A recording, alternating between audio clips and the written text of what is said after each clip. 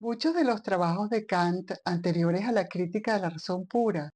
considerados por los exégetas contemporáneos partes de una etapa precrítica, versaban básicamente sobre la armonización o la construcción de una gran síntesis entre los principios básicos de la física de Newton y su modelo de una naturaleza entendida como un sistema mecanicista, es decir, un sistema totalmente explicable a través de ecuaciones mecánicas o de movimiento, y los problemas tradicionales de la metafísica, como la libertad de la voluntad, la existencia del alma y la existencia de un Dios providente.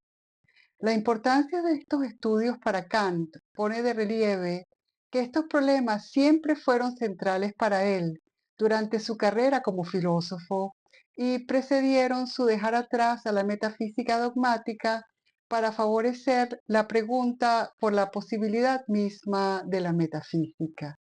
En este sentido, Kant se entiende a sí mismo como un metametafísico, como alguien interesado en la metafísica de la metafísica, como él mismo lo indica en una carta a Marcus Hertz.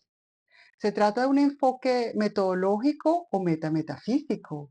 Siguiendo Baumgarten, Kant entiende por metafísica la filosofía de los principios fundamentales de nuestro conocimiento o de nuestra definición de lo que es tener una realidad. Y por ende, la metametafísica será una teoría sobre los métodos necesarios para definir con precisión esa filosofía.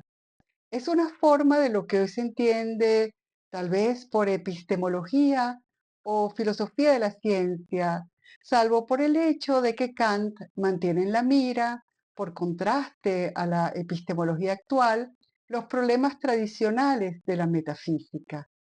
En los textos posteriores a 1760, Kant comienza a adoptar la distinción entre analítico y sintético, no para referirse todavía a conceptos generales o a modelos de conocimiento de la realidad, como lo hará después en la crítica de la razón pura, sino para distinguir métodos que encaran temas y problemas de metafísica de modo diferente. A estas alturas de su proyecto, Kant entiende el método sintético como aquel que toma como punto de partida definiciones desde las cuales se derivan conclusiones lógicas, una estrategia de investigación top-down, mientras que el primero, el analítico, parte de fenómenos entendidos como estado de cosas en el mundo, cuya lógica es luego reconstruida por el pensamiento. Una estrategia entonces bottom-up. El método analítico es justamente el método que usa Newton para la filosofía natural, es decir, analizar cuerpos en movimiento desde los cuales se ascendería de modo inductivo hasta encontrar las leyes naturales que gobiernan este movimiento. Kant refinará el modo correcto de entender los alcances de este método para la definición de los problemas de la metafísica,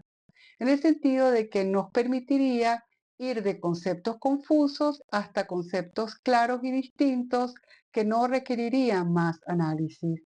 Al aplicar la estrategia analítica de Newton a los temas de la metafísica, es decir, cuando Kant estudia el método analítico en clave metametafísica, redefine el análisis conceptual filosófico de toda la vida como un método de análisis conceptual distinto, pero de algún modo análogo al método de la ciencia natural. Se trata de un método analítico para la metafísica que debe ser distinguido del modelo analítico del conocimiento, el que todos conocemos y el que resta que en todo enunciado verdadero el predicado ya está contenido en el concepto del sujeto y su fundamentación es el principio de no contradicción, como él lo definirá después en la crítica de la razón pura. Kant aplica este método analítico a un montón de cosas. Antes de la crítica de la razón pura, lo usa para reconciliar, por ejemplo, una concepción de la sustancia material compuesta, según él, por partículas indivisibles, con la divisibilidad infinita del espacio geométrico, así como lo aplicó también a los fundamentos de la oposición real entre cosas y no meramente de sus conceptos. No obstante, se encontró con que este método no se puede aplicar a cierto tipo de conceptos, como el del alma u otros conceptos importantes para la metafísica, como la libertad de la voluntad o el concepto de Dios. Para resolver esta paradoja, Kant, inspirado por Leibniz, comienza a distinguir desde 1769, más o menos, radicalmente entre entendimiento y sensibilidad. Esta distinción impide que uno contamine a la otra y permite entonces que la metafísica pueda ser concebida a la manera platónica como una ciencia de entidades no sensibles. Ambas capacidades para Kant son poderes separados desde entonces, en donde el entendimiento es básicamente solo de una índole discursiva y tiene que servirse, por tanto, de datos sensibles para poder aplicar sus conceptos. Sin embargo, es imposible abstraerse de esos datos para examinarlos solo a él, al entendimiento, por lo cual se vuelve necesario también, entonces, para Kant, asumir la premisa minimalista de lo dado en el espacio y tiempo como condición previa para la aplicación del conocimiento.